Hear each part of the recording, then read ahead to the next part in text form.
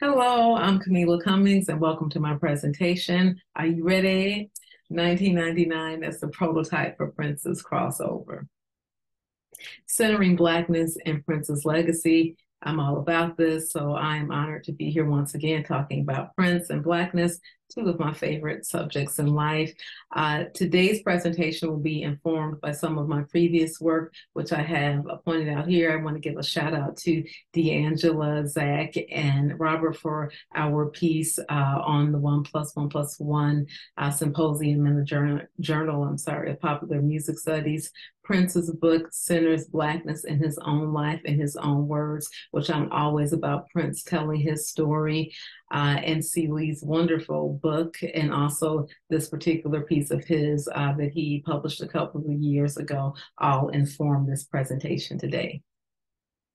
So, objects in the mirror. As I started to do my research on this album on 1999, this in concert with conversations that I've had with people around this album, what I see is a lot of selective amnesia or revisionist history around 1999. And the narrative pretty much is a self-congratulatory pat on the back from the white critical establishment that presents this narrative of Prince and Michael Jackson breaking barriers, and how this floodgate of equality and opportunity opened afterward, which we know wasn't the case.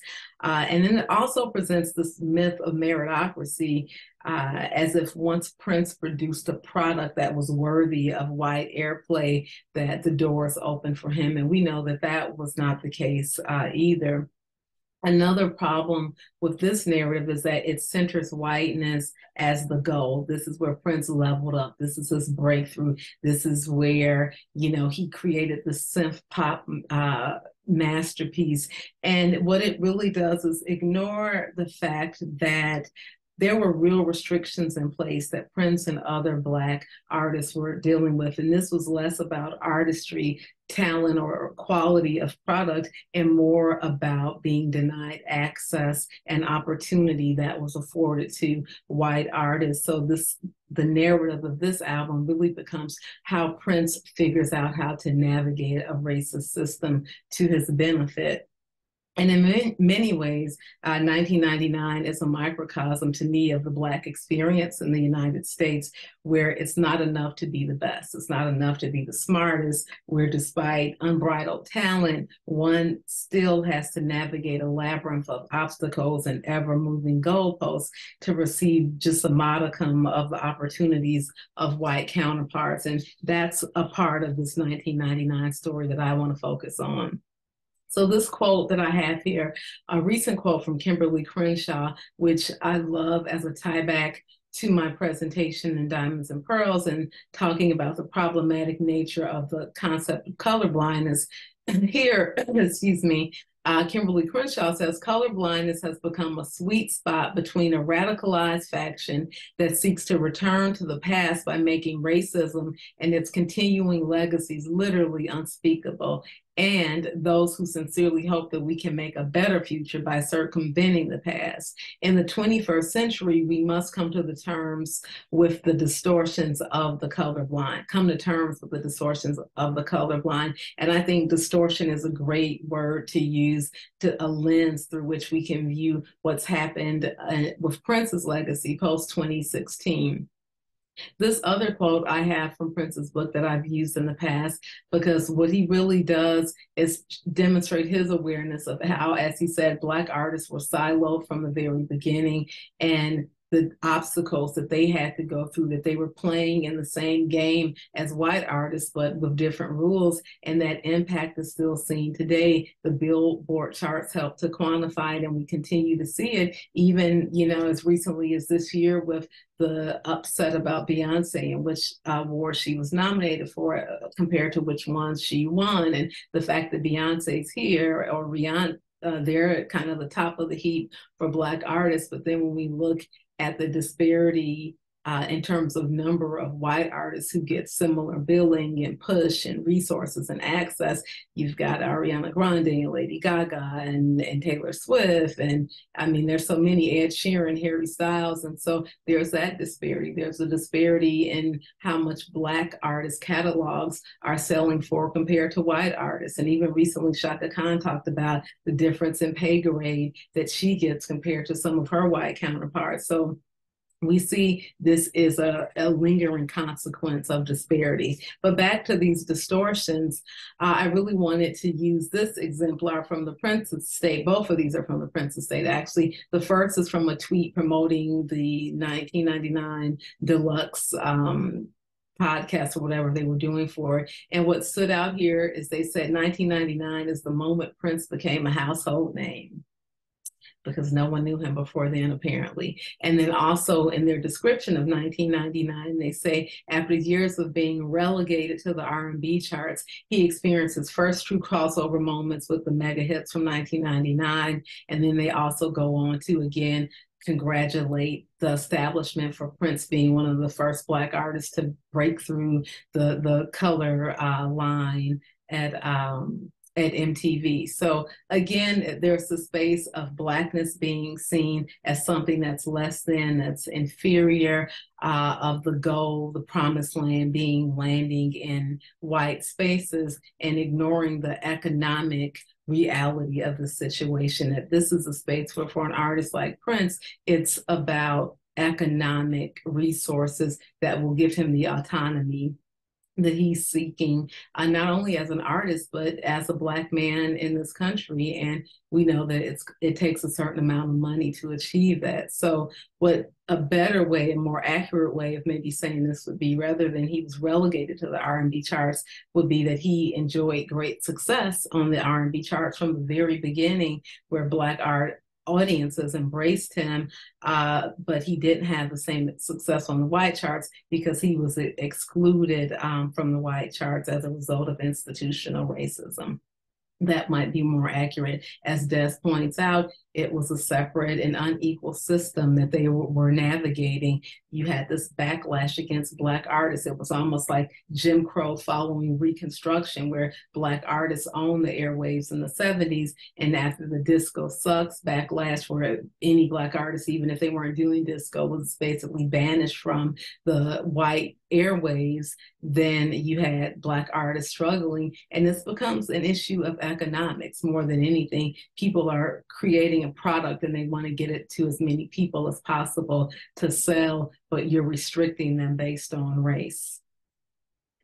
So let's go back to the household name, though. So when we talk about Prince as a household name, 1999, as we know, was his 5th album. He was firmly entrenched in the Black community as one of our pillars in terms of music royalty, no pun intended. You know, Prince really was Black music royalty at this point. Black media, print media, radio, the Black concert circuit, and BET. So much is said about MTV during this period, but BET was so instrumental in not only Prince, but other Black artists being able to take advantage of this new medium of music video. If it were not for BET, Black artists would not have even been able to participate in this new medium because they were excluded from MTV, except for the most exceptional Prince and Michael Jackson, you know, being cherry picked to cross the color line, if you will. So it's worth noting that even with the Pointer Sisters and Stephanie Mills,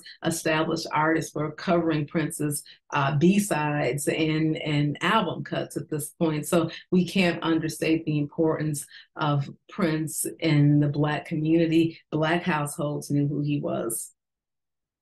So to that point, let's look at what happened when 1999 was released. When it was released on Black radio, well, released in general, it did shoot up the charts, but they were the Black charts. So a lot of this retelling of 1999 doesn't tell the whole story. Yeah, it shot up the charts, but it shot up the Black charts first. Within 6 weeks or so of being released, it reached its peak on the Black charts at #4. And you see, look at where Prince is on these charts. You know, the top 10, you've got Prince at #4, Vanity 6 at #6, The Time at number 7, and the only people above Prince are Marvin Gaye, Luther Vandross, and Lionel Richie, and then Diana Ross is after Prince. So I can guarantee that he was a household name in Black households. So we see he went on the first leg of his tour. He's playing mid-sized 2,000 to 8,000 seat venues at this point, selling many of them out.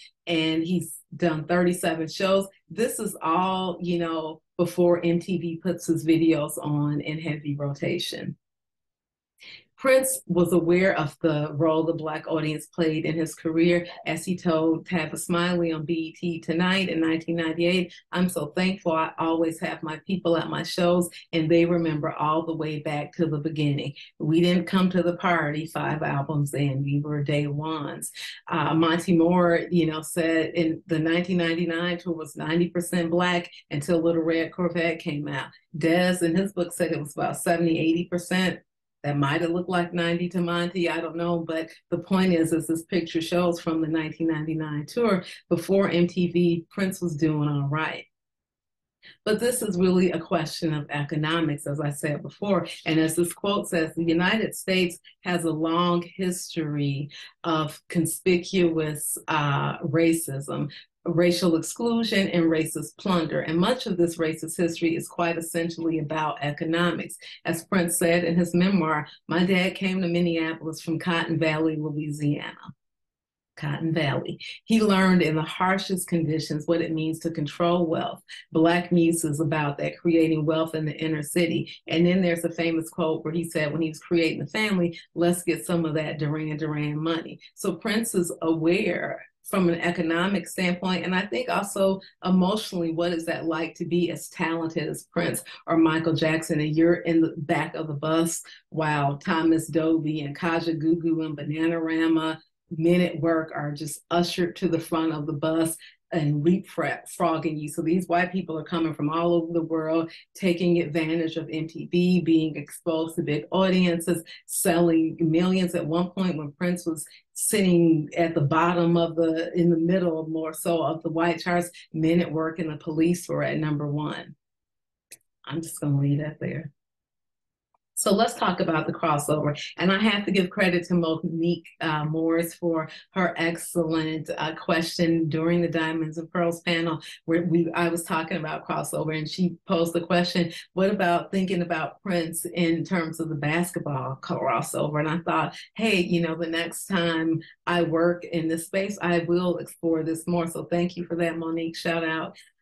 So here we've got, as Philip Bryan Harper says, we know crossover in terms of entertainment as the new appeal of Black acts to predominantly white audiences, never in reverse.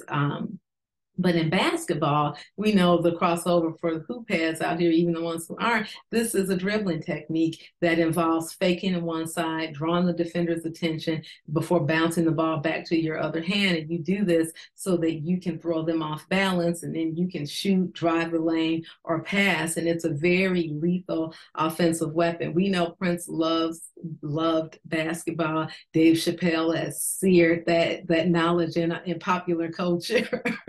And then the Psyche, basketball, and pancakes. But we know Prince loved basketball. So I started to research this a little bit more. And I learned that, yes, he was a point guard. Everyone who played with him says he was great. He was great at that role, controlling the flow, controlling the game.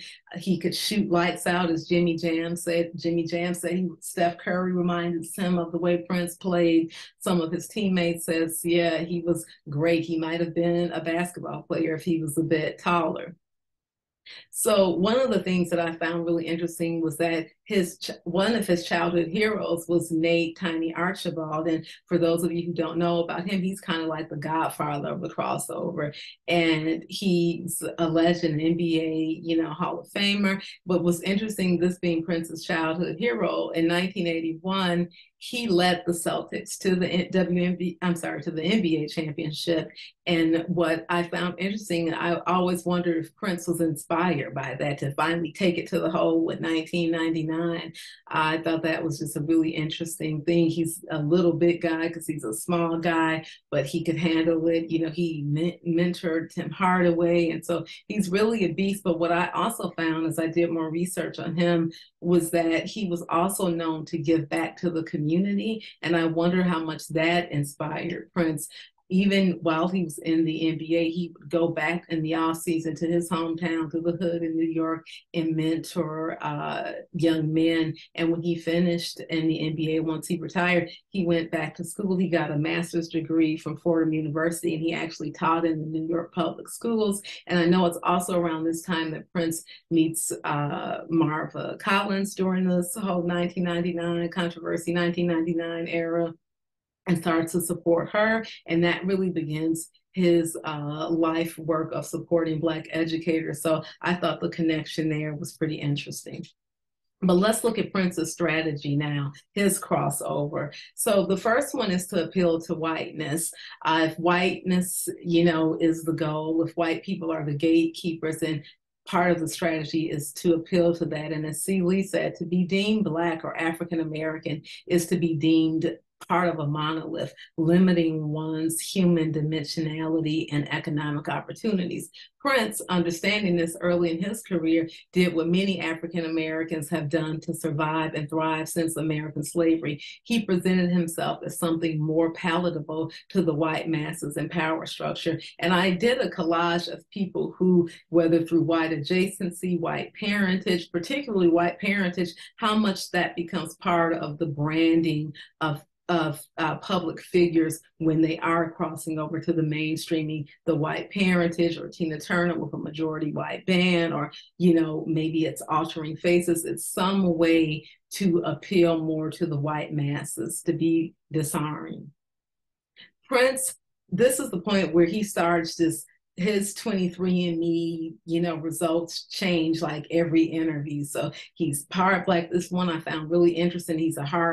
He was the one of 9 children from a hardworking Italian mother and a half Black father. So at this point, he's not biracial, he's multiracial, I guess. At some point, he's not even Black in this musician magazine. So he's playing the game, but this has been, especially for Black men in rock, white adjacency. You know, there haven't been many, and the ones who've risen to the top, you know, they've got that white band members, white parentage, something that becomes part of their brand to appeal to whiteness.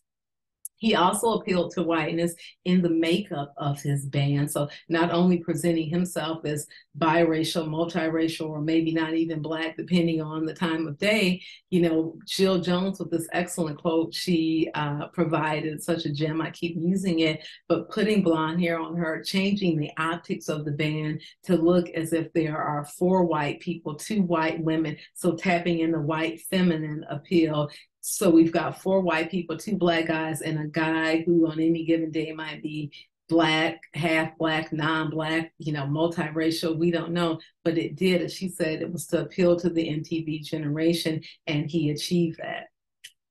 He also, at this point, begins to appeal to heteronormativity and also hegemonic beauty. So he appears, you know, in April now. Remember, the album came out at the end of September, beginning of October. And so here now by April, he's on the cover of Rolling Stone. He's wearing jeans now. He's removing the ambiguity around his sexuality. He's not in bikini briefs and leggings. He's got a beautiful woman by his side, you know. So it's this very heteronormative masculinity that he's giving off. He's starting this persona of associating himself with beautiful, exotic women who are mostly mixed race Black women, but for the larger community, they're just exotic women. And so there's this an appeal to male fantasies also with the way the women are positioned and dressed and used in the band. So he's very aware of aesthetics and appealing to the mainstream, which is also situated in whiteness. So let's look at this other strategy, writing a Billboard hit. So here he has to write a hit to, you know, get that crossover. 1999, what's so interesting is a lot of articles say, oh, it finally became the pop, hit it was destined to be on its second release, but those articles ignore that it went to number 4 on the Black chart. So I don't know if the Black charts are pop or what are you calling them, but it went to number 4 and it didn't surpass that at any point on the white charts. The highest it reached was number 12, and that was 7-8 months after it peaked on the Black charts. Little Red Corvette, much is made about how this was his big crossover hit, and it was the first song that surpassed, and outperformed on the Black charts. But again, look at when it reaches that peak on the pop charts. It's in May. Black people have played the album backward and forward. We've had it 6 months. We've played the B-sides. We've played album cuts on The Quiet Storm, DMSR, Automatic. We've played the album to the point where I didn't even remember what was actually an official single or not. So again, we need to tell the complete story about this album. The dates when it's peaking on the white charts correspond with the MTV rotation and white radio now starting to play. And this is about economics. And so, yeah, Prince wants to see this. So how does it turn out? It turns out that 1999 ends up 4 times platinum. Controversy was only 1 time platinum. So we're talking 4 times the money. The tour grossed $10 million. By the time he's on the second leg, he is playing to venues that are 2 and 3 times the previous side of the venues he played on the first leg. But as Dez said, the idea was to add a more diverse audience into the mix, not to leave our core Black audience behind. That is important because that's getting lost in this narrative. And the other thing Prince always did was keep the Black card current. So Vanity 6 and The Time did that. We see how well they performed on the Black charts compared to the white charts. There are quotes here, Michael Jackson wanted his synth sound on Thriller to sound like the time he was listening to The Time. So, it's important to know how established Prince was in the Black community at this point, that his acts were doing well and supported. And the Prince album, 1999, maybe the greatest fake out crossover move here was getting people to think this was a pop album. I just saw it as a Prince album, Prince exploring music, doing what he always does. But I didn't see it as a pop album, but he got people to think this was a synth pop album created by a multiracial band, that was more white than Black and led by a guy who may or may not have been Black. When at the end of the day, this is really a Prince album, let's say, for some vocals in the background and Dez's solo with an assist from Prince. So at the end of the day, this was about economic resources and the ability to build economic wealth and help one's community. As Prince says, money is best spent on someone who needs it. And we see he took that money and he really did give back to a lot of Black organizations and individuals. I just listed some of them here. So we understand Prince's crossover, like Harold Pride said, it was more about a pursuit of economic resources than white acceptance. And that's one thing I want us to remember with 1999. So to bring it to a close, D'Angelo, I'm sorry, I know I went over. I'm going to end with this quote from Teray about Prince playing basketball. He says, Prince plays like a natural leader, setting picks and making smart passes, showing a discipline many street players never grasp. Then he took it boldly to the hole, twisting through the air in between both opponents to make a layup. It was maybe a bit too aggressive, but he exhibited the confidence of a man who's taken on the world and won. And that's why we're here this weekend. He created a crossover, the Prince crossover, that only he could do, and he executed it to perfection. He used it not only to help himself, economically, but also his community. And for me, that's why he remains the GOAT. Thank you for attending.